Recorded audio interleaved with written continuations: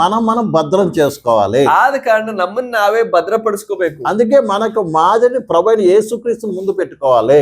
ಆದ ಕಾರಣ ನಮ್ಮ ಜೀವನಕ್ಕೆ ಒಂದು ಮಾದರಿಯಾಗಿ, ಶ್ರೇಷ್ಠವಾದ ಮಾದರಿಯಾಗಿ ಯೇಸು ಕರ್ತನನ್ನ ಇರಿಸ್ಕೋಬೇಕು. కాబట్టి ప్రభు అయిన యేసుని నమ్మి విశ్వసించిన నీవు ప్రభువుని వెంబడించడం నేర్చుకోవాలి. ಯೇಸು ಕರ್ತನನ್ನ ನಂಬಿದಂತಹ ನೀನು ಆತನನ್ನ ಹಿಂಬಾಲಿಸುವುದು ನೀನು ಕಲಿಬೇಕು. యేసుక్రీస్తు అడుగుజాలు నడవటం నేర్చుకోవాలి. ಯೇಸು ಕರ್ತನ ಹೆಜ್ಜೆ ಜಾಡೆಯಲ್ಲಿ ನೀವು ನಡೆಯೋದನ್ನ ಕಲಿಬೇಕು. ఎప్పుడు ఆయన నడుస్తావో ప్రభు నీతో ఉంటాడు, నిన్ను నడిపిస్తాడు. ಆ ರೀತಿ ಕರ್ತನನ್ನ ನೀವು ಆತ್ಮಾರ್ಥವಾಗಿ ಹಿಂಬಾಲಿಸುವಾಗ ಆತನು ನಿಶ್ಚಯವಾಗಿ ನಿಮ್ಮನ್ನ ನಡೆಸ್ತಾನೆ. అందుకే మనం ప్రభు అయిన యేసుక్రీస్తు గురించి విపులంగా నేర్చుకుంటున్నాం. ಆದ ಕಾರಣವೇ ಯೇಸು ಕರ್ತನ ಬಗ್ಗೆ ನಾವು ಆಳವಾಗಿ ಕಲಿಯೋದಕ್ಕೆ ಇಲ್ಲಿ ಪ್ರಯತ್ನ ಪಡ್ತಾ ಇರೋದು. దేవుని వాక్యాన్ని మనం చదువుకుందాం. ಈಗ ದೇವರ ವಾಕ್ಯದ ಮೇಲೆ పేతురు రాసిన మొదటి పత్రిక, ಪೇತ್ರನು ಬರೆದ ಮೊದಲನೇ ಪತ್ರಿಕೆ 2వ అధ్యాయము 2ನೇ ಅಧ್ಯಾಯ 21వ వచనం చదువుకుందాం. ಅದರಲ್ಲಿ 21ನೇ ವಾಕ್ಯ ನಾವು ಗಮನಿಸೋಣ. 1 ಪೇತ್ರ 2:21. క్రీస్తు కూడా మీ కొరకు బాధపడి మీరు తన అడుగుజాడలో నడుచుకున్నట్లు మీకు మాదిరి ఉంచిపోయెను. ಇದಕ್ಕಾಗಿಯೇ ನೀವು ಕರೆಯಲ್ಪಟ್ಟಿರಿ. ಕ್ರಿಸ್ತನು ಸಹ ನಿಮಗೋಸ್ಕರ ಬಾಧೆಯನ್ನು ಅನುಭವಿಸಿ ನೀವು ತನ್ನ ಹೆಜ್ಜೆಯ ಜಾಡಿನಲ್ಲಿ ನಡೆಯಬೇಕೆಂದು ಮಾದರಿಯನ್ನು ತೋರಿಸಿ ಹೋದನು. ఇక్కడ చదవబడిన వాక్య భాగంలో ಇಲ್ಲಿ ನಾವು ಓದಿದಂತಹ ಈ ವಾಕ್ಯ ಭಾಗದಲ್ಲಿ క్రీస్తు అంట మన కొరకు బాధపడ్డాడంట. ಕ್ರಿಸ್ತನು ನಮಗೋಸ್ಕರವಾಗಿ ಬಾಧೆ ಪಟ್ಟರಂತೆ. నిన్న ఒక మాట నేర్చుకున్నాం మనము. ನಿನ್ನೆ ನಾವೊಂದು ಮಾತು ಕಲ್ತ್ವಿ. యేసు క్రీస్తు కలిగిన ఈ మనస్సు మీరును కలిగి ఉండుడి. ಕ್ರಿಸ್ತನಲ್ಲಿ ಇದ್ದಂತಹ ಮನಸ್ಸು, ಅದೇ ಮನಸ್ಸು ನೀವೂನು ಹೊಂದಿಕೊಳ್ಳಿರಿ. ఇక్కడ మనం చూస్తున్నాము, ಇಲ್ಲಿ ನಾವು ಗಮನಿಸೋದು యేసు క్రీస్తు అంట మన కొరకు బాధపడి ಕ್ರಿಸ್ತ ಯೇಸು ನಮಗೋಸ್ಕರ ಬಾಧೆ ಪಟ್ಟು మనము ఆయన అడుగుజాలు నడుచుకున్నట్లు ನಾವು ತನ್ನ ಹೆಜ್ಜೆಯ ಜಾಡಿನಲ್ಲಿ ನಡೆಯಬೇಕೆಂದು. మీరు అంటే ఎవరు? ನೀವು ಅಂದ್ರೆ ಏನು? మనమందరం కూడా ఆయన అడుగుజాడల్లో నడుచుకున్నట్లు ನಾವೊಬ್ಬೊಬ್ರು ಕರ್ತನಾದ ಯೇಸು ಕ್ರಿಸ್ತನ ಹೆಜ್ಜೆಯ ಜಾಡಿನಲ್ಲಿ ನಡೆಯಬೇಕು. మనకు మాదిరి ఉంచిపోయాడంట. ಅದಕ್ಕೋಸ್ಕರವಾಗಿ ಆತನು ಒಂದು ಒಳ್ಳೆ ಮಾದರಿಯನ್ನು ಇಟ್ಟು ಹೋದನು. ఏం పెట్టిపోయాడైనా? ಏನಿಟ್ಟು ಹೋದನು? మాదిరి ఉంచిపోయాడు. ಒಂದು ಮಾದರಿಯನ್ನ ತೋರಿಸಿ ಹೋದನು. మాదిరి అంటే ఏంటి అర్థము? ಮಾದರಿ ಅಂದ್ರೆ ಏನು? యేసుక్రీస్తు శరీరధారికి ఈ లోకంలోకి రావటమే కాకుండా ఆయన ఎలా నడుచుకుంటే మనము ఆ పరలోకానికి వెళ్తాము, లేదా ఆయనతో పాటు ఉంటాము అని ఈ లోకంలో నడిచి చూపించి వెళ్ళాడు ఆయన. ಯೇಸು ಕ್ರಿಸ್ತನು ನಮಗೋಸ್ಕರವಾಗಿ ಶರೀರಧಾರಿಯಾಗಿ ಈ ಲೋಕಕ್ಕೆ ಬರುವುದು ಮಾತ್ರವಲ್ಲದೆ ನಾವು ಯಾವ ರೀತಿ ಜೀವಿಸಿದ್ರೆ, ಯಾವ ರೀತಿ ನಡೆದ್ರೆ ನಾವು ಪರಲೋಕಕ್ಕೆ ಸೇರಿ ಆತನ ಜೊತೆ ಇರಬಹುದು ಎಂಬುದಾಗಿ ಆತನು ತನ್ನ ಜೀವನವನ್ನ ನಡೆಸಿ ಯಾವ ರೀತಿ ಜೀವಿಸಬೇಕು ಅಂತ ತನ್ನ ಜೀವನದ ಮೂಲಕ ತೋರಿಸಿ ಹೋದನು. అందుకే యేసు మరొక మాట కూడా అన్నాడు. ಆದ ಕಾರಣವೇ ಯೇಸು ಕ್ರಿಸ್ತನು ಮತ್ತೊಂದು ಮಾತು ಹೇಳಿದ್ದೇನೆ, నేనే మార్గము అన్నాడు. ನಾನೇ ಮಾರ್ಗವಾಗಿದ್ದೇನೆ. మార్గం నమ్మటం కాదు, ಮಾರ್ಗವನ್ನ ನಂಬೋದಲ್ಲ, ఆ మార్గం నడవాలి. ಆ ಮಾರ್ಗದಲ್ಲಿ ನಡಿಬೇಕು ನಾವು. అంతే కదండి. ಅರ್ಥ ಆಗ್ತಿದೆ? ఇప్పుడు ఇక్కడి నుంచి మైసూరు వెళ్ళాలనుకుందాం. ನಾವು ಇಲ್ಲಿಂದ ಮೈಸೂರಿಗೆ ಹೋಗ್ಬೇಕು ಅಂತ ಅನ್ಕೊಳ್ಳಿ. ఒకటే దారి ఉంది. ಒಂದೇ ದಾರಿ ಇದೆ. దారి ఉందని నమ్మటం కాదు, ಆ ದಾರಿ ಇದೆ ಅಂತ ನಂಬೋದಲ್ಲ ಬೇಕಾಗಿರೋದು. నువ్వు మైసూరు పోవాలంటే ఏం చేయాలి? ಮೈಸೂರ್ಗೆ ಹೋಗ್ಬೇಕು ಅಂದ್ರೆ ಏನ್ ಮಾಡ್ಬೇಕು? ఆ దారిలో నడిచిపోవాలి. ಆ ದಾರಿಯಲ್ಲಿ ನೀವು ನಡೆದು ಹೋಗ್ಬೇಕು. అవునా కదా? ಹೌದಾ ಇಲ್ವಾ? ఇక్కడ కూర్చొని నాకు మైసూరు దారి ఉంది అనుకుంటే సరిపోయిందా? ಇಲ್ಲಿ ಕೂತ್ಕೊಂಡು ಮೈಸೂರಿಗೆ ಒಂದು ದಾರಿ ಇದೆ, ನನ್ಗೆ ನಂಬಿಕೆ ಇದೆ ಅಂತ ಕೂತ್ಕೊಂಡಿದ್ರೆ ನೀವು ಮೈಸೂರಿಗೆ ಸೇರ್ತೀರಾ? అలాగనే ಅದೇ ರೀತಿಯಲ್ಲಿ యేసు క్రీస్తు మనకు మార్గమై ఉండి మార్గంని నడవమని చెప్పి వెళ్ళాడు. ಯೇಸು ಕ್ರಿಸ್ತನು ತಾನೇ ಮಾರ್ಗವಾಗಿದ್ದಾನೆ ಅಂತ ಹೇಳಿ ಹೋಗಿರುವಾಗ ನಾವು ಆ ಮಾರ್ಗದಲ್ಲಿ ನಡಿಬೇಕು. నమ్మటానికి నడవటానికి చాలా వ్యత్యాసం ఉంది. ನಂಬೋದಕ್ಕೂ ನಡೆಯೋದಕ್ಕೂ ತುಂಬಾ ಅಂತರವಿದೆ. వింటున్నారు అందరు కూడా? అర్థమవుతుందా? ಚೆನ್ನಾಗಿ ಕೇಳಿಸ್ಕೊಳ್ತಾ ಇದ್ದೀರಾ? నేను నమ్ముతున్నాను, ನನ್ಗೆ ನಂಬಿಕೆ ಇದೆ, ನಾನು ನಂಬ್ತಾ ಇದ್ದೀನಿ. నమ్మినటువంటి వ్యక్తికి అనుభవము ఉండదు. అర్థమైందా? ನಂಬಿರೋ ವ್ಯಕ್ತಿಗೆ ಅನುಭವನೂ ಇರಲ್ಲ, అలాగే ప్రయాసము ఉండదు. ಒಂದು ಶ್ರಮೆನೂ ಇರಲ್ಲ. అవునా కదా? ಹೌದಾ ಇಲ್ವಾ? నమ్ముతున్నాం అంతే, ఈజీ, చాలా ఈజీ ಅದು నమ్మకం. ತುಂಬಾ ಈಸಿ ಆಗಿರೋ ಕೆಲಸ. ನಾನ್ ನಂಬ್ತೀನಿ. నా మాట అర్థమవుతుంది మీకు అందరికి? ಅರ್ಥ ಆಗ್ತಿದೆ. ఇప్పుడు చేరాలి అంటే, ಅಲ್ಲಿ ತಲುಪಬೇಕು ಅಂದ್ರೆ, అంటే ఆ యొక్క యేసయ్య దగ్గరికి చేరాలంటే, పరలోకం చేరాలంటే, ಪರಲೋಕಕ್ಕೆ ಯೇಸು ಕರ್ತನ ಹತ್ರ ಸೇರ್ಬೇಕು ಅಂದ್ರೆ యేసు ఒక్కడే మార్గము. ಯೇಸು ಕರ್ತನ ಮಾತ್ರವೇ ಮಾರ್ಗ. అందులో ఆయన అడుగుజాడలు పెట్టి వెళ్ళాడు. ಅದಕ್ಕೋಸ್ಕರ ಹೆಜ್ಜೆ ಜಾಡೆ ಇಟ್ಟು ಹೋದನು. ఆ అడుగుజాడలో నడవాలి నువ్వు. ಆ ಹೆಜ್ಜೆ ಜಾಡೆಯಲ್ಲಿ ನೀವು ನಡಿಬೇಕು. ఆయన అడుగులో అడుగు వేస్తూ వెళ్ళాలి. ಆತನ ಹೆಜ್ಜೆಗೆ ಹೆಜ್ಜೆ ಹಾಕಿ ನೀವು ಹೋಗ್ಬೇಕು. ఎందుకు అడుగులో అడుగు వేస్తూ వెళ్ళాలి? ಹೆಜ್ಜೆಗೆ ಹೆಜ್ಜೆ ಸೇರಿಸಿ ಯಾಕೆ ಹೋಗ್ಬೇಕು ಮುಂದೆ? అది ఇరుకైన మార్గము. ಅದು ಇಕ್ಕಟ್ಟಾದ ಒಂದು ದಾರಿ. అర్థమవుతుందండి? ಅರ್ಥ ಆಗ್ತಿದೆಯಾ? ఎక్కడ అడుగులో అడుగు వేస్తూ వెళ్తేనే నువ్వు అక్కడ చేరుతావు. ಹೆಜ್ಜೆಗೆ ಹೆಜ್ಜೆ ಸೇರಿಸಿ ನೀವು ನಡ್ಕೊಂಡು ಹೋದ್ರೇನೆ ಅಲ್ಲಿ ಸೇರೋದು. లేదు నా ఇష్టపడిగా నడుతానంటే కుదరదు. ನನ್ಗೆ ಇಷ್ಟ ಬಂದಂಗೆ ನಾನು ನಡಿತೀನಿ ಅಂದ್ರೆ ನಡೆಯಲ್ಲ. లేదా మనసుకి ఇలా అనుకుందని అనిపించిందంటే కుదరదు. ನನ್ ಮನಸ್ಸಿಗೆ ಈ ತರ ಅನ್ಸುತ್ತೆ ಅಂತ ನಿಮ್ಮ ಅನಿಸಿಕೆಯಿಂದ ಏನು ನಡೆಯಲ್ಲ. దేవుడు నాకు ఇలా చెప్పాడంటే కూడా కుదరదు. ಅದಲ್ಲದೆ ಕೆಲವ್ರು ಹೇಳೋ ತರ ದೇವ್ರು ನನ್ಗೆ ಈ ತರ ಹೇಳಿದ್ರು దేవుడు నాకు ప్రేరేపించాడని, దేవుడికి నడిపించాడని, అట్లా నడిపించని అంటారు. ಕೆಲವರು ಅಥವಾ ಅನೇಕರು ಈ ರೀತಿ ಹೇಳೋದುಂಟು. ದೇವರು ನಮ್ಗೆ ಈ ರೀತಿ ಪ್ರೇರೇಪಣೆ ಕೊಟ್ರು, ಆ ರೀತಿ ಹೇಳಿದ್ರು, ಏನೇನೋ ಮಾಡೋಕ್ ಹೇಳಿದ್ರು. దేవుని ఆత్మ ఎప్పుడు కూడా ఈ వాక్యానుసారంగా నడిపిస్తుంది. ದೇವರ ಪರಿಶುದ್ಧ ಆತ್ಮನು ಯಾವತ್ತೂ ಕೂಡ ಈ ವಾಕ್ಯದ ಮೇರೆಗೆಯೇ ನಡೆಸುತ್ತಾನೆ. ఎందుకంటే ఈ వాక్యంలోనే యేసు ప్రభు ఎలా నడుచుకున్నాడో వ్రాయబడి ఉంది. ಯಾಕಂದ್ರೆ ಈ ವಾಕ್ಯದಲ್ಲೇ ಕರ್ತನಾದ ಯೇಸು ಕ್ರಿಸ್ತನು ಯಾವ ರೀತಿ ನಡೆದು ಹೋದನು ಎಂಬುದಾಗಿ ಸ್ಪಷ್ಟವಾಗಿ ಬರೆಯಲ್ಪಟ್ಟಿದೆ. ఇది ఉట్టిగా ఏదో బైబిల్ చదివితే అర్థమయ్యేది కాదు. అవి ಇದು ಸುಮ್ನೆ ಬರೀ ಬೈಬಲ್ ನ ಸುಮ್ನೆ ಒಂದು ಪುಸ್ತಕವಾಗಿ ಓದೋದ್ರಿಂದ ನಿಮ್ಗೆ ಗ್ರಹಿಸೋದಕ್ಕಾಗಲ್ಲ. ఆ మార్గాన్ని నువ్వు తెలుసుకొని ఆ అడుగుజాలు నడిచినప్పుడే నీకు ఆ యొక్క నిధి అసలు వాక్య సత్యం అర్థమవుతుంది. ನೀವು ಆ ಮಾರ್ಗವನ್ನ ಅರ್ಥ ಮಾಡ್ಕೊಂಡು ಆ ಮಾರ್ಗದಲ್ಲಿ ಹೆಜ್ಜೆ ಹಾಕಿ ನೀವು ನಡೆದು ಹೋಗುವಾಗ್ಲೇ ಇದು ನಿಮ್ಗೆ ಚೆನ್ನಾಗಿ ಅರ್ಥ ಆಗೋದು. నమ్మాట అర్థమైందండి? ಅರ್ಥ ಆಗ್ತಿದೆಯಾ? అర్థమవుతుందండి? ಅರ್ಥ ಆಗ್ತದೆಯಾ? అందుకని యేసు ప్రభు గురించి మనం నేర్చుకుంటున్నాం. ಆದ ಕಾರಣವೇ ಯೇಸು ಕರ್ತನ ಬಗ್ಗೆ ನಾವು ಕಲಿತಾ ಇದ್ದೀವಿ. ఆయన ఎవరు? ಆತನು ಯಾರಾಗಿದ್ದಾನೆ? ఆయన ఏ రీతిగా తనతో తగ్గించుకున్నాడు? ಆತನು ತನ್ನನ್ನು ತಾನೇ ಯಾವ ರೀತಿ ತಗ್ಗಿಸಿಕೊಂಡನು? ఆయన ఏమి విడిచిపెట్టాడు? ಏನೆಲ್ಲ ಬಿಟ್ಟನು? అలాగే నీవు కూడా నువ్వు ఏం చేయాలి?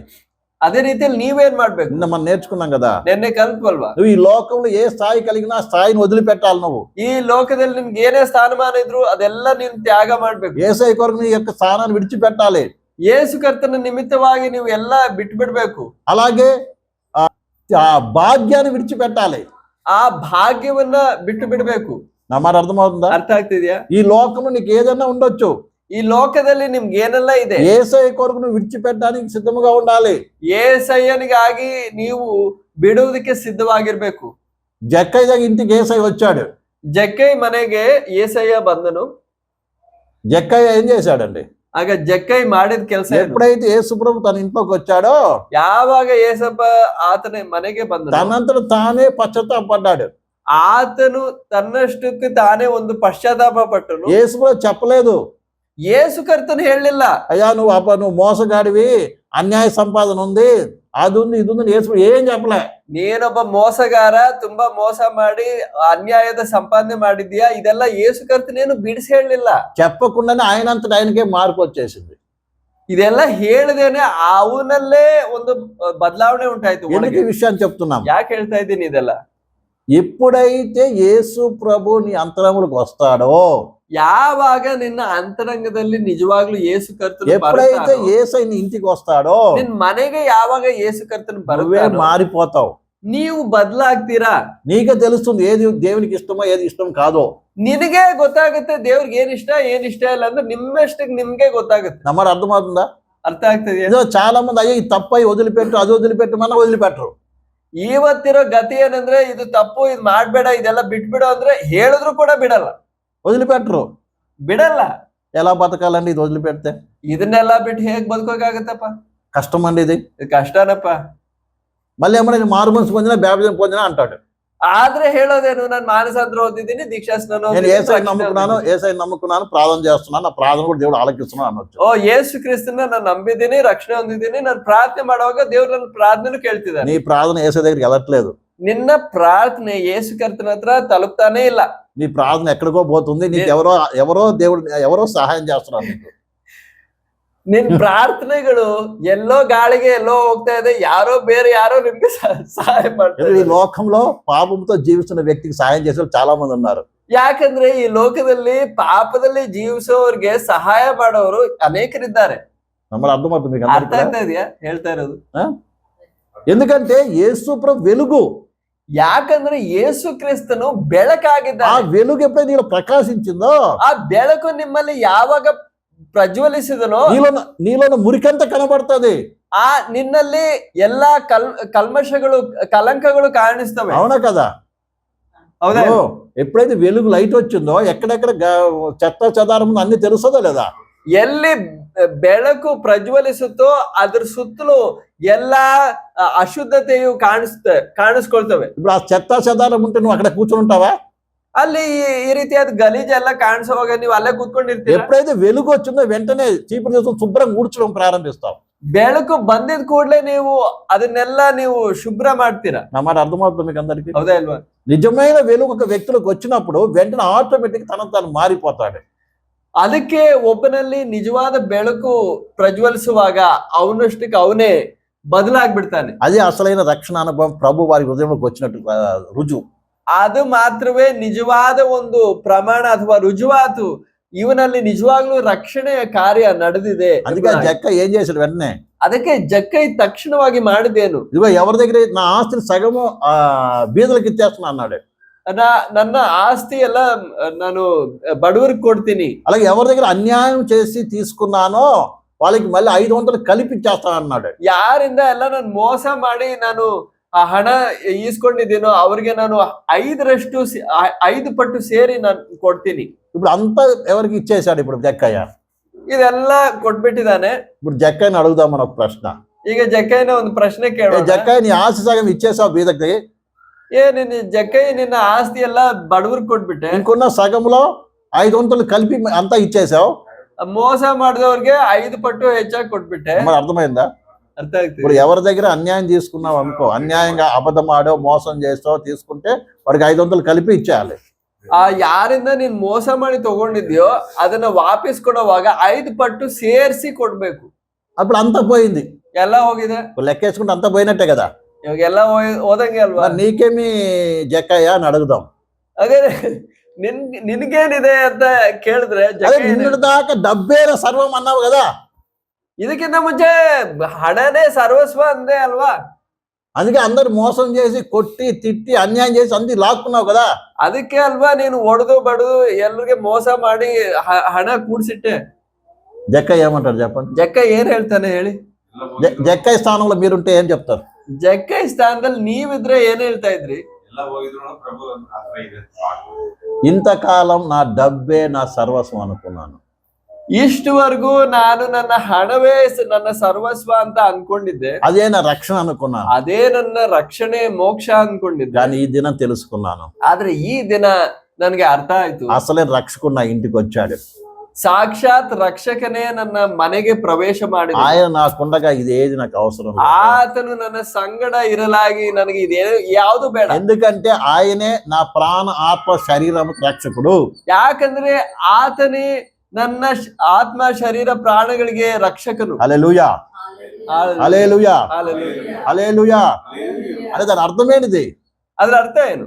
ఎవరైతే యేసుకు సొంతంగా అంగీకరించారో, ಯಾರೆಲ್ಲ ಯೇಸು ಕ್ರಿಸ್ತನನ್ನ ಸ್ವಂತ ರಕ್ಷಕನಾಗಿ నీ ಅಂಗೀಕರಿಸ್ತಾರೋ, ప్రాణాన్ని ఆత్మను శరీరాన్ని కూడా రక్షించేవాడు, కాపాడేవాడు, సంరక్షించేవాడు ఆయనే. ನಿನ್ನ ಆತ್ಮವನ್ನ ಪ್ರಾಣವನ್ನ ಶರೀರವನ್ನ ರಕ್ಷಿಸುವಾತನು, ಕಾಪಾಡುವಾತನು, ಸಂರಕ್ಷಿಸುವಾತನು ಆತನೇ. మరి అర్థమవుతుందండి? సంరక్షించేవాడు అంటే అర్థం ఏంటిది? ಸಂರಕ್ಷಿಸುವಾತನು ಅಂದ್ರೆ ಅರ್ಥ ఏం దానికి కావాలో ఆయన ఇస్తాడు. ಅದಕ್ಕೇನೆಲ್ಲ ಬೇಕೋ ಆತನು నీ ಕೊಡುತ್ತಾನೆ. ఆత్మకి ఏం కావాలో, నీ ప్రాణంకి ఏం కావాలో, నీ శరీరంకి ఏం కావాలో ఇస్తాడు. ನಿನ್ನ ಆತ್ಮಕ್ಕೆ ಏನ್ ಬೇಕಾಗಿದೆ, ಪ್ರಾಣಕ್ಕೆ ಏನ್ ಬೇಕಾಗಿದೆ, ಶರೀರಕ್ಕೆ ಏನ್ ಬೇಕಾಗಿದೆ ಅದೆಲ್ಲ ಒದಗಿಸ್ಕೊಡ್ತಾನೆ. ఇప్పుడే కాదు, ಇವಾಗ್ಲೇ ಅಲ್ಲ, వచ్చే యుగంలో కూడా ఆయన కాపాడుతాడు. ಇವಾಗ ಮಾತ್ರ ಅಲ್ಲ, ಬರೋ ಯುಗದಲ್ಲೂ ನಿಮ್ಮನ್ನ ಕಾಪಾಡ್ತಾರೆ. రక్షణ అంటే ఏంటి అర్థము? ರಕ್ಷಣೆ ಅಂದ್ರೆ ಏನು? నీ ప్రాణానికి, నీ ఆత్మకి, నీ శరీరానికి ఆయన సంపూర్ణ కాపుదల. ನಿನ್ನ ಆತ್ಮಕ್ಕೂ ಪ್ರಾಣಕ್ಕೂ ಶರೀರಕ್ಕೂ ಸಂಪೂರ್ಣವಾದ ಸಂರಕ್ಷಣೆ. అలా గతించినటువంటి దినాల్లో నువ్వు చేసిన పాపం నుంచి రక్షణ. ಅದಲ್ಲದೆ ನೀನು ಹಿಂದಿನ కాలದಲ್ಲಿ ಮಾಡಿದಂತ ಎಲ್ಲ పాప కృత్యಗಳಿಗೆ రక్షణೆ. అలాగే ఈ లోకంలో నీ జీవితం కొనసాగుతుండగా వస్తున్న కష్టాలు, శ్రమలు, బాధలు, వేదల నుంచి రక్షణ. ಅದೇ ಅಲ್ಲದೆ ಈ ಲೋಕದಲ್ಲಿ ನೀನ್ ಮುಂದೆ ಹೋಗುವಾಗ ನಿನ್ ಮುಂದೆ ಬರುವ ಬಾಧೆಗಳು, ఇక్కట్టుಗಳು ಅದನ್ನೆಲ್ಲ ఎదుర్సోదಕ್ಕೆ సహాయ రక్షಣೆ. అలాగే రాబోతున్న కాలంలో కూడా రక్షణ రక్షిస్తాడు. ಅದಲ್ಲದೆ ಬರುವ ಯುಗದಲ್ಲೂ ನಿಮ್ಗೆ ರಕ್ಷಣೆ ಕೊಡ್ತಾರೆ. మరి అర్థమైందండి? ಅರ್ಥ ಆಗ್ತಾ ಇದೆಯಾ? రక్షకుడు అంటే అర్థమేంటిది? రక్షక ಅಂದ್ರೆ ಅರ್ಥ ಇದೆ. రక్షణ అంటే అర్థమేంటిది? రక్షಣೆ ಅಂದ್ರೆ ಏನು? నా ప్రాణాత్మ శరీరకు రక్షణ, ನನ್ನ ಶರೀರಾತ್ಮ ప్రాణಗಳಿಗೆ రక్షಣೆ, కాపుదల, ನನ್ನ ಸಂರಕ್ಷಣೆ, నాశనం నుంచి నన్ను కాపాడుతాడు. నాశనದಿಂದ నన్నನ್ನ రక్షిಸಿ కాపాడుతాడు. దినంలో నేను చేసిన పాపం నుండి యేసయ్య క్షమించాడు. ಕಳೆದ ಕಾಲದಲ್ಲೆಲ್ಲ ನಾನು ಮಾಡಿದ ಪಾಪಗಳಿಂದ ನನ್ನನ್ನ యేసు కర్తను బిడిసిదను. అలాగే ఈ లోకం రక్షింపబడిన తర్వాత ఈ లోకము జీవితంలో ఎలాంటి పరిస్థితి నన్ను కాపాడి నడిపిస్తాడు. ರಕ್ಷಣೆ ಹೊಂದಿದ ನಂತರ ಈ ಲೋಕದಲ್ಲಿ ಏನೇ ಕಷ್ಟಗಳು ಬಂದ್ರೂ ಆತನನ್ನ ಕಾಪಾಡಿ ನಡೆಸುವ ಆತನಾಗಿ. అలాగే రాబోతున్న కాలంలో రాబోతున్న ఉగ్రత నుండి, అలాగే రాబోతున్న నరక శిక్ష నుండి నన్ను తప్పిస్తాడు. ಬರುವ ಯುಗದ ದೈವ ಕೋಪದಿಂದ, ಆ ನ್ಯಾಯ ತೀರ್ಪಿನ ಕ್ರೋಧದಿಂದ ಅಥವಾ ನರಕದ ಶಿಕ್ಷೆಯಿಂದ ದೇವರು ನಮ್ಮನ್ನ ಕಾಪಾಡ್ತಾನೆ. మనం పొందిన త్రికాల రక్షణ. ನಾವು ಹೊಂದಿದಂತಹ ರಕ್ಷಣೆ ತ್ರಿಕಾಲ ರಕ್ಷಣೆ ಆಗಿದೆ. అర్థమైందండి? త్రికాల అంటే భూత, వర్తమాన, భవిష్యత్ కాలంలో రక్షణ. ತ್ರಿಕಾಲ ರಕ್ಷಣೆ ಅಂದ್ರೆ 3 ಕಾಲಗಳು, ಭೂತಕಾಲ, ವರ್ತಮಾನ ಕಾಲ, ಭವಿಷ್ಯತ್ ಕಾಲದಲ್ಲೂ ನಾವು ರಕ್ಷಣೆ ಹೊಂದಿದ್ದೇವೆ. మాట అర్థమైందండి? ಅರ್ಥ ಆಗ್ತದೆ. కానీ ఈ లోకం మనం ఏం కోరుకుంటాం? ಆದ್ರೆ ಲೋಕದಲ್ಲಿ ನಾವೇನು ಬಯಸ್ತೀವಿ? ఈ లోకంలో మంచుకుంటే చాలా యేసయ్య. ಲೋಕದಲ್ಲಿ ನಮ್ಗೆ ಚೆನ್ನಾಗಿದ್ರೆ ಸಾಕಪ್ಪ. ఇక్కడ నాకు మంచి బట్టలు, ఆహారము, తిండి ఉంటే చాలు. ಇಲ್ಲಿ ಚೆನ್ನಾಗಿರೋ ಬಟ್ಟೆಗಳು, ಆಹಾರ, ಚೆನ್ನಾಗಿ ಸುಖ, కేవలం ఇది కావాలంటే ಇದೆಲ್ಲ ಬೇಕು ಅಂದ್ರೆ నిన్న చెప్పా కదా, ನೆನ್ನೆ ಹೇಳ್ದೆ ಅಲ್ವಾ, ఇక్కడ రావాల్సిన పని లేదు. ಇಲ್ಲಿ ಬರೋದೇ ಬೇಕಾಗಿಲ್ಲ. ఉంది కదా మీకు దక్షిణ కాశీ, ನಿಮ್ಗಿದೆ ಅಲ್ವಾ ದಕ್ಷಿಣ అక్కడ ಕಾಶಿ. పోయి తిరిగితే సరిపోతుంది. ಅಲ್ಲಿ ದಕ್ಷಿಣ ಕಾಶಿ ಇದೆ, ಅಲ್ಲಿ ಹೋಗಿ ಸುತ್ತಿದ್ರೆ అవి కూడా ఇస్తాయి నీకు కావాల్సిన. ఏంటి? బట్ట ఇస్తుంది, ఆహారం ఇస్తుంది, ఏమిస్తుంది? అంతే ఇస్తుంది. ಆ ಶಕ್ತಿಗಳು ಏನ್ ಕೊಡ್ತವೆ? తర్వాత దేవుని ఉగ్రత వచ్చినప్పుడు, దేవుని కోపం ఈ భూమి మీదకి వచ్చినప్పుడు, ಆದರೆ ದೇವರ ಉಗ್ರ ಕ್ರೋಧವು ಈ ಭೂಮಿಗೆ ಇಳಿದು ಬಂದಾಗ దానికే దిక్కుండదు, ಅದಕ್ಕೆ ದಿಕ್ಕಿರಲ್ಲ, నీకు అంతకన్నా దిక్కుండదు. ನಿನಗೆ ಅದಕ್ಕೂ ಹೆಚ್ಚು. క్రీస్తు అడుగు జాడలో నడుచుకోవాలి. ಆದ ಕಾರಣ ನೀವು ನಾನು ಯೇಸು ಕ್ರಿಸ್ತನ ಹೆಜ್ಜೆ ಜಾಡಿಯಲ್ಲಿ ನಡೆಯಬೇಕು. పరలోకం వెళ్ళే మార్గం యేసు మాత్రమే. ಪರಲೋಕಕ್ಕೆ ಹೋಗುವ ದಾರಿ ಯೇಸು ಕರ್ತ. ఆయన అడుగు జాడలో నడుచుకోవాలి. ಆತನ ಹೆಜ್ಜೆ ಜಾಡಿಯಲ್ಲಿ ನಾವು ನಡೆಯಬೇಕು. అర్థమైందండి? ಅರ್ಥ ಆಗ್ತಿದ್ಯಾ? మన నిన్నటి దినంలో చూసుకున్నాం మనము. ನಿನ್ನೆ ನಾವು ಗಮನಿಸಿದ್ವಿ. యేసు ప్రభు ఆయన యొక్క స్థానం గురించి మనం నేర్చుకున్నాం. ಯೇಸು ಕ್ರಿಸ್ತನ ಸ್ಥಾನವನ್ನ ನಾವು ಕಲಿತ್ವಿ. ఆ స్థానాన్ని ప్రభు విడిచిపెట్టాడు మన కొరకు. ಆ ಸ್ಥಾನವನ್ನ ನಮಗೋಸ್ಕರವಾಗಿ ತ್ಯಾಗ ಮಾಡಿದರು. అలాగే భాగ్యాన్ని కూడా విడిచిపెట్టాడు. ಅದಲ್ಲದೆ ಆ ಭಾಗ್ಯವನ್ನ ತ್ಯಜಿಸಿದನು. విడిచిపెట్టి ಬಿಟ್ಟು ఏరి తను తాను తగ్గించుకున్నాడు. తనను తానే తగ్గిಸಿಕೊಂಡನು. దేవుని వాక్యం మీ అంతరంగంలోకి వస్తే మీ వాక్యం మిమ్మల్ని బలపరుస్తుంది. ದೇವರ ವಾಕ್ಯ ನಿಮ್ಮ ಅಂತರಂಗದಲ್ಲಿ ಪ್ರವೇಶಿಸಿದ್ರೆ ನೀವು ಆಧ್ಯಾತ್ಮಿಕವಾಗಿ ಬಲಪಡುತ್ತೀರಾ. అది వెలుగు. దేవుని వాక్యం వెలుగు. ದೇವರ ವಾಕ್ಯ ಬೆಳಕಾಗಿದೆ. వెలుగు ఎప్పుడైతే నీలోనికి వస్తుందో చీకటి పారిపోతుంది. ನಿನ್ನಲ್ಲಿ ಬೆಳಕು ಬಂದ ಕೂಡಲೇ ನಿಮ್ಮಿಂದ ಕತ್ತಲೆ ಓಡೋಗ್ತದೆ. కాబట్టి ఈ విషయాన్ని జ్ఞాపకం పెట్టుకోండి. ಆದ ಕಾರಣ ಇದನ್ನ కాబట్టి యేసు ప్రభు తను తాను తగ్గించుకున్నాడు. యేసు కర్తను తనను తానే తగ్గిಸಿಕೊಂಡನು. తగ్గించుకొని తన ఏర్పాటు ఎలా చేసుకున్నాడు ఆయన ఈ లోకానికి రావడానికి. ತಗ್ಗಿಸಿಕೊಂಡ ನಂತರ ಈ ಲೋಕಕ್ಕೆ ಬರುವುದಕ್ಕೆ ಹೋಗುವಾಗ ಅದಕ್ಕೋಸ್ಕರ ಸಿದ್ಧತೆ ಹೇಗೆ ನಡೆಸಿದನು? ఏ గ్రామాన్ని కోరుకున్నాడు, ఏ ఊరిని కోరుకున్నాడు ఆయన? ಆತನು ಬರುವುದಕ್ಕಾಗಿ ಯಾವ ಗ್ರಾಮವನ್ನ, ಯಾವ ಊರನ್ನ ಆಯ್ಕೆ ಮಾಡಿದ್ದು? పెద్ద పట్టణాన్ని ఆయన కోరుకోలేదు.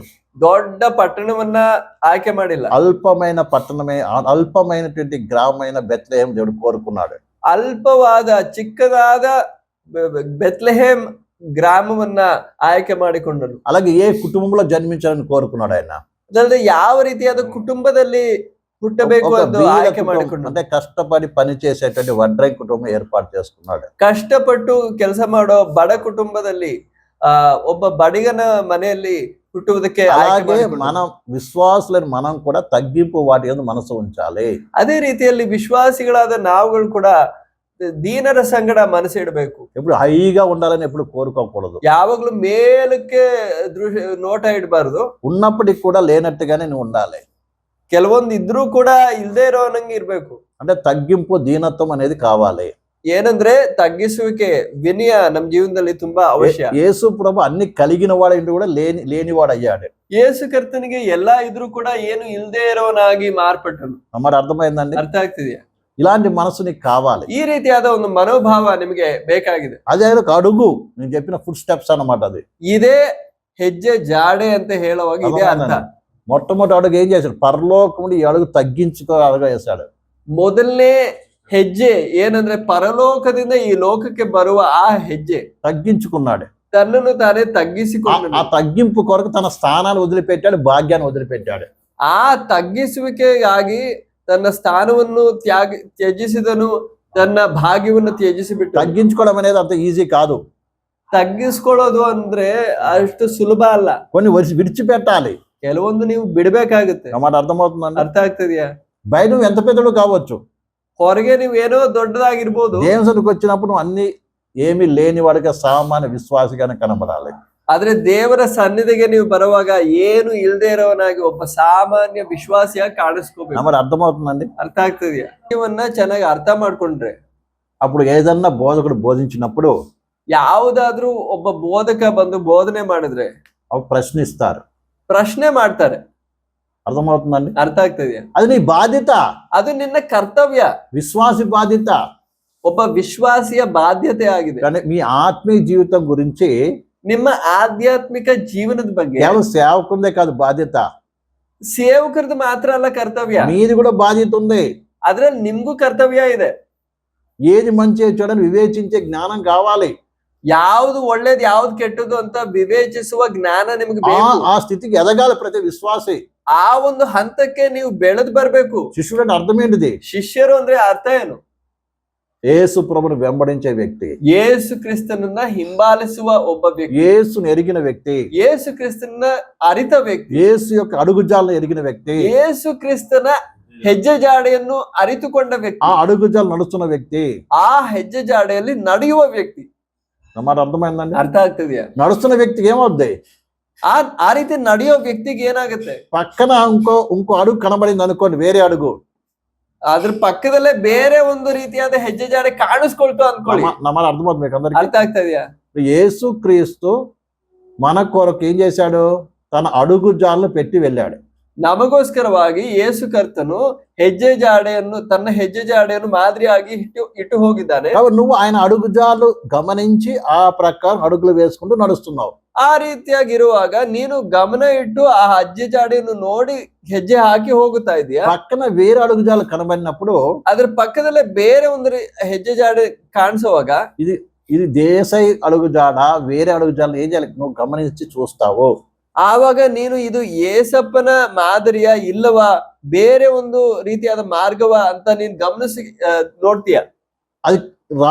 అది ఏసై అడుగువా లేకపోతే వేరే తెలుసుకుంటావు. ಏಸಪ್ಪನ ಹೆಜ್ಜೆಯ ಅಥವಾ ಬೇರೆ ಯಾರ್ದೋ ಹೆಜ್ಜೆಯ ಅಂತ ನೀವು ಅರ್ಥ ಮಾಡ್ಕೊಳ್ತೀರಾ. నా మాట అర్థమవుతుంది మీకు అందరికి? ಅರ್ಥ ಆಗ್ತದೆಯಾ? కానీ ఆలోచించే జ్ఞానం నీకు కావాలి. ಆ ರೀತಿ ಆಲೋಚಿಸಿ ವಿವೇಚಿಸುವ ಒಂದು ಜ್ಞಾನ ನಿಮ್ಗೆ ಬೇಕು. అందుకే ఎబ్రాయిల పత్రిక 5వ అధ్యాయం చెప్తాడు, మంచి చెడు ವಿವೇಚಿಂచే ಜ್ಞಾనం కావాలని ನನಗೆ అడుగుతాడు విశ్వాసులకి. ಅದಕ್ಕೆ ಇಬ್ರಿಯರಿಗೆ ಬರೆಯಲ್ಪಟ್ಟ ಪತ್ರಿಕೆಯಲ್ಲಿ 5ನೇ ಅಧ್ಯಾಯದಲ್ಲಿ ಆ ವಿಷಯ ನಾವು ಓದ್ತೀವಿ. ವಿಶ್ವಾಸಿಗಳಿಗೆ ಒಳ್ಳೆಯದು ಕೆಟ್ಟದನ್ನು ವಿವೇಚಿಸುವ ಒಂದು ಸಾಮರ್ಥ್ಯ ಬೇಕು. ఒకవేళ ఆ స్థితి లేకపోతే నువ్వు ఇంకా పసిపిల్లోడివే ఆత్మీయ స్థితిలో. ಆ ಒಂದು ಹಂತಕ್ಕೆ ನೀವು ಇನ್ನೂ ಬೆಳೆದಿಲ್ಲ ಅಂದ್ರೆ ನೀವು ಆಧ್ಯಾತ್ಮಿಕವಾಗಿ ಇನ್ನೂ ಶಿಶು ಆಗಿದ್ದೀರಾ, ಒಂದು ಮಗು ಆಗಿದ್ದೀರಾ. నువ్వు ఆత్మీయంగా ఎదగట్లేదు, ಆಧ್ಯಾತ್ಮಿಕವಾಗಿ ಇನ್ನೂ ನೀವು ಬೆಳೀತಾ ಇಲ್ಲ. మరి అర్థమవుతుందని మీకు ಅರ್ಥ ಆಗ್ತದೆ. కళ్ళు మూసుకో. ಹಾಲೆಲೂಯ. ಪ್ರಾರ್ಥಿಸೋಣ ಪ್ರಿಯರೇ, ನಮ್ಮ ಕಣ್ಗಳನ್ನು ಮುಚ್ಚಿ ನಾವು ಪ್ರಾರ್ಥಿಸೋಣ. ದೇವರ ವಾಕ್ಯದ ಮುಂದೆ ನಮ್ಮನ್ನು ನಾವೇ ಸಮರ್ಪಿಸಿಕೊಳ್ಳೋಣ. ಹಾಲೆಲೂಯ.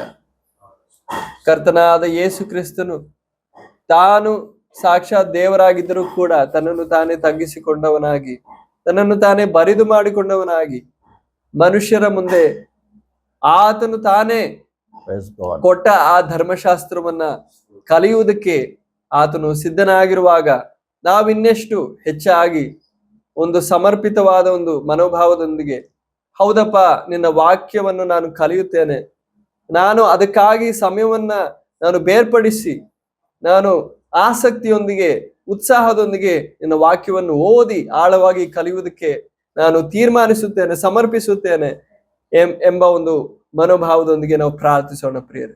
ಅಪ್ಪ, ನಮ್ಮ ಸ್ವರ್ಗೀಯ ತಂದೆಯೇ, ನಿನ್ನ ಪರಿಶುದ್ಧ ನಾಮಕ್ಕೆ ಮಹಿಮೆ ಉಂಟಾಗಲಿ. ನಿನ್ನ ಮಹಾಕೃಪೆ, ನಿನ್ನ ದಯೆಯಿಂದ ಕರ್ತನೆ ನಿನ್ನ ಸನ್ನಿಧಿಗೆ ಮತ್ತೊಮ್ಮೆ ನಮ್ಮೆಲ್ಲರನ್ನೂ ಸೇರಿಸಿದ್ದಕ್ಕಾಗಿ ಸ್ತೋತ್ರ. ನಮ್ಮ ಕರ್ತನು ರಕ್ಷಕನು ಆದ ಯೇಸು ಕ್ರಿಸ್ತನ ನಾಮದಲ್ಲಿ ತಂದೆಯೇ, ನಮ್ಮನ್ನು ನಾವೇ ನಿನ್ನ ಕರೆಗಳಿಗೆ ಒಪ್ಪಿಸಿಕೊಡುತ್ತೇವಪ್ಪ. ತಂದೆಯೇ, ನಿನ್ನ ಸೇವಕರ ಮೂಲಕ ನಮಗೆ ಕೊಟ್ಟ ಈ ಒಂದು ಒಳ್ಳೆ ಸಂದೇಶಕ್ಕಾಗಿ ಸ್ತೋತ್ರ. ಕರ್ತನೆ, ನಾವು ಕೇಳುವುದು ಮಾತ್ರವಲ್ಲದೆ ಕರ್ತನೆ, ಈ ಸಂದೇಶ ನಮ್ಮ ಹೃದಯದಲ್ಲಿ ಅಂತರಂಗದಲ್ಲಿ ಆಳವಾಗಿ ಪ್ರವೇಶಿಸಿ ಕರ್ತನೆ, ನಾವು ಜೀವಿಸುವ ಆ ಒಂದು ಶೈಲಿಯಲ್ಲಿ ಒಂದು ದೊಡ್ಡ ರೂಪಾಂತರ ಉಂಟಾಗಲು, ನಾವು ಯೋಚಿಸುವ ರೀತಿಯಲ್ಲಿ, ನಾವು ನಡೆಯುವ ರೀತಿಯಲ್ಲಿ, ನಾವು ಜೀವಿಸುವ ರೀತಿಯಲ್ಲಿ ಒಂದು ದೊಡ್ಡ ರೂಪಾಂತರ ಉಂಟು ಮಾಡಲಿ ಎಂದು ನಾವು ಪ್ರಾರ್ಥಿಸುತ್ತೇವೆ. ನಾವೇ ಅದಕ್ಕಾಗಿ ನಾವೇ ನಿನ್ನ ಕರೆಗಳಿಗೆ ಒಪ್ಪಿಸಿಕೊಡುತ್ತೇವಪ್ಪ. ಮುಂದೆ ನೀ ನಮ್ಮನ್ನು ನಡೆಸು. ನಾವೇ ನಿನ್ನ ಕರೆಗಳಿಗೆ ಒಪ್ಪಿಸಿಕೊಡುತ್ತಾ ನಾವೇ ತಗ್ಗಿಸಿಕೊಳ್ಳುತ್ತಾ ಎಲ್ಲಾ ಮಹಿಮೆ ಘನತೆ ನಿನಗೆ ಅರ್ಪಿಸುತ್ತಾ ಕರ್ತನಾದ ಯೇಸು ಕ್ರಿಸ್ತನ ಪರಿಶುದ್ಧ ನಾಮದಲ್ಲಿ ನಾವು ಬೇಡಿಕೊಳ್ಳುತ್ತೇವೆ ತಂದೆ. ಆಮೆನ್. ಆಮೆನ್. ಆಮೆನ್.